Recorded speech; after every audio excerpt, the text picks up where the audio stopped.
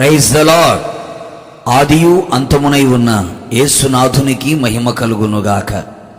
యేసయ్యను సేవించుచున్న మీ అందరికీ నా ధన్యవాదములు. ఈ దినపు యేసయ్య జీవపు మాట 37వ కీర్తన 40వ చరణం.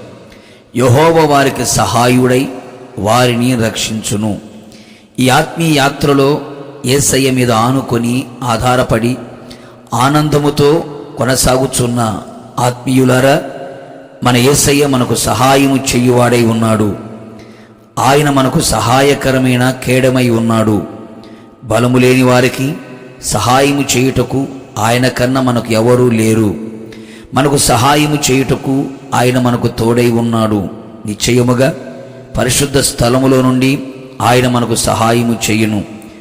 మనకు సహాయము చేయుటకు ఆయన మేఘవాహనుడై వచ్చును. ఆయన చెయ్యి మనకు సహాయము చేయుచున్నది. నీకు సహాయము చెయ్యువాడు నేనే అని చెప్పుచు ఆయన మన కుడి చేతిని పట్టుకొని ఉన్నాడు. దిగులు పడకు దైవ జనాంగమా, ఏ విషయంలో దేవుని సహాయము కొరకు ఎదురు చూచుచున్నావో, ఆయన సహాయము చెయ్యకపోతే రాజులైన మనకు సహాయము చేయలేరు, మనుషులు కూడా సహాయము చేయలేరు.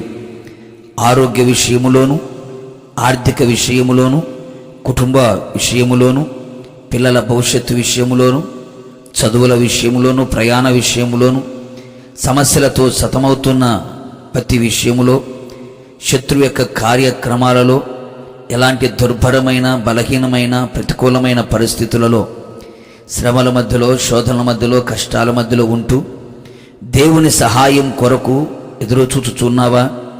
కృంగిపోకు దేవుని బిడ్డ. నిశ్చయముగా నా దేవుని ఆశ్చర్యకరమైన సహాయం నీకు అందబోతుంది. నీకు సహాయం చేయుటకు త్వరగా నీ యొద్దకు ఆయన రాబోవచ్చున్నాడు. నిన్ను రక్షింపబోవచ్చున్నాడు. సమయోచితమైన సహాయము కొరకు ఆయన యొద్దకు వచ్చిన వారిని ఆయన త్రోసిపుచ్చే దేవుడు కాదు. అన్ని విధాలుగా యేసయ్య మనకు సహాయము చెయ్యునట్లుగా మనము ప్రార్థించెదము, ఆయన వైపు చూచెదము, ఆయన ఆజ్ఞలను అనుసరించి నడిచెదము, సమాధానపరుచువారమై ఉందుము, నిర్దోషులమై యథార్థవంతులమై నీతిమంతులమై ఆయన సన్నిధిలో నివసించెదము.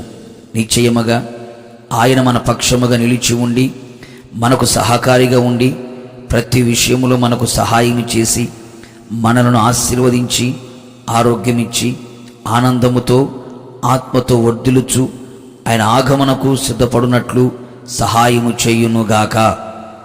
ప్రార్థన. నిత్యుడగు తండ్రి, పరిశుద్ధుడా, మీ పరిశుద్ధ పాదములకి యుగయుగములు మహిమ కలుగునుగాక. నిశ్చయముగా ఉదయకాలం మీరు మాకు ఇచ్చిన మీ జీవపు మాట కొరకు మీకు స్తోత్రం ప్రభువా. నిశ్చయముగా మీరు మాకు సహాయము చేసే దేవుడివే ఉన్నారు. ఇంతవరకు కలవరపడి కొండల వైపు కనులెత్తి ఉండగా సహాయం రాని స్థితులలో నిరాశల మధ్యలో నిలిచి ఉన్న నీ ప్రజలని కృపతో జ్ఞాపకం చేసుకోండి.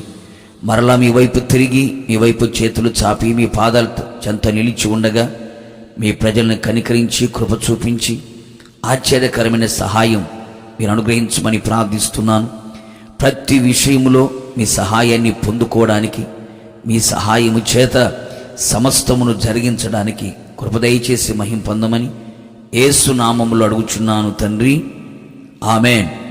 నిశ్చయముగా మీకును మీ కుటుంబ సభ్యులందరికీ ఆయనే సహకారి అయి ఉండి రక్షించునుగాక.